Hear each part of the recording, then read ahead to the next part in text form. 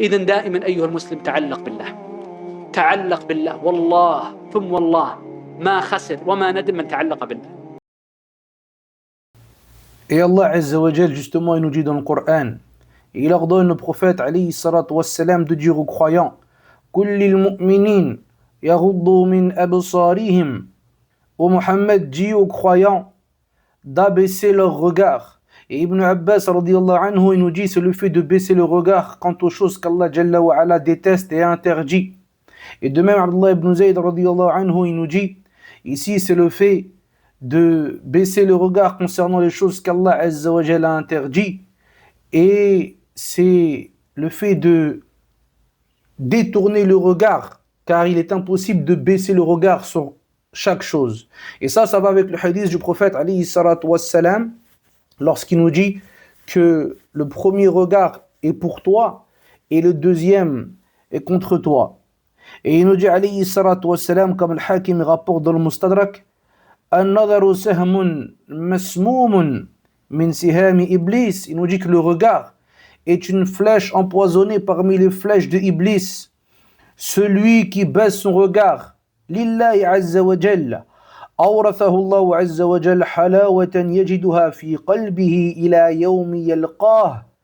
Il nous dit alayhi salatu wassalam que celui qui baisse son regard pour Allah Jalla wa ala, eh bien Allah subhanahu wa ta'ala lui donnera une douceur, une saveur dans son cœur qu'il trouvera jusqu'au jour où il rencontrera Allah Azza wa Jal. Donc ça veut dire que celui qui va se préserver ici de cette chose liée au regard et qui va baisser ses yeux par crainte d'Allah Azza wa Jal, يعلم خائنة الأعين وما تخفي الصدور. Et Allah il connaît le خائنة الأعين, c'est la chose, le regard que personne n'a vu.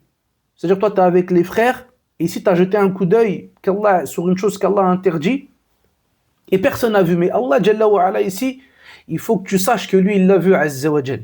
Et bien Allah il nous dit qu'il connaît ce regard-là, et que celui qui va baisser le regard par crainte d'Allah Jalla wa ala et qui va s'abstenir de ces choses-là, et bien regarde le résultat énorme pour une action qui peut paraître bénigne.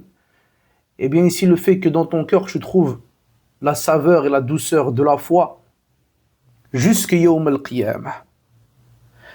Et les savants ils expliquent ici que ce qui est interdit dans le fait de regarder une femme étrangère, et bien plus particulièrement on verra que chez l'imam Ahmed rahmatullahi alayhi, eh bien c'est le fait de regarder n'importe quelle partie de la femme étrangère. On a demandé à l'imam Ahmed, est-ce que la personne il peut manger avec la femme qu'il a divorcée? Il a dit là, il a dit ce dernier il est étranger pour elle. La yahillu lahu an yanzura ilayha. Il lui a interdit de la regarder. فكيف يأكل معها. Alors comment il pourrait manger avec elle? On lui a dit, imam, est-ce qu'il peut regarder ses mains? Il a dit, la yahillu lahu dhalik. Il a dit, non, ceci ne lui est pas autorisé. Car chez l'imam Ahmed, ils prennent le hadith du prophète sallallahu alayhi wa sallam, où il nous dit alayhi salatu wa sallam, al-mar'atu awra. La femme, tout entière est une nudité. Donc sur cette base-là, ils interdisent le fait de regarder la femme dans son caractère total, c'est-à-dire n'importe quelle partie du corps de la femme sera interdit. Et on va trouver plusieurs versions justement chez l'imam Ahmed rahmatullahi alayhi qui tournent autour de cela. On va trouver le cas d'Abu Ya'la qui nous dit rahmatullahi alayhi qu'il est interdit de regarder la femme si ce n'est le visage et les mains. Et il nous dit que ceci, le visage et les mains, c'est autorisé avec le caractère détestable. Ça veut dire le mieux, c'est qu'il délaisse, mais s'il le fait, il n'a pas de péché. إِذَا أَمِنَ الْفِتْنَةِ, lorsqu'il est à l'abri de la fitna. Et toutes ces choses-là, dans tous les cas, les frères, quand on parle de ces choses-là dans Kalam al-Fuqaha, c'est quand il n'y a pas de shahwa.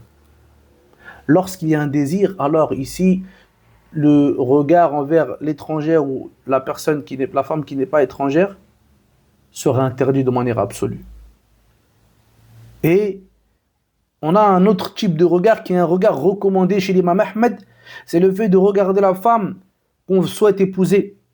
Le prophète sallallahu alayhi wa sallam il nous dit qu'il regarde de cette dernière ma yad'uhu ila nikahiha, qu'il regarde de cette dernière ce qui va le pousser à l'épouser. Et les savants ils nous disent il peut regarder son visage, ses mains. Et d'autres savants toujours dans le madhab ils nous disent que c'est ce qui apparaît de la femme d'une manière générale, tel que le cou, le visage, les mains et les pieds. وهذا مشهور مذهب الإمام أحمد.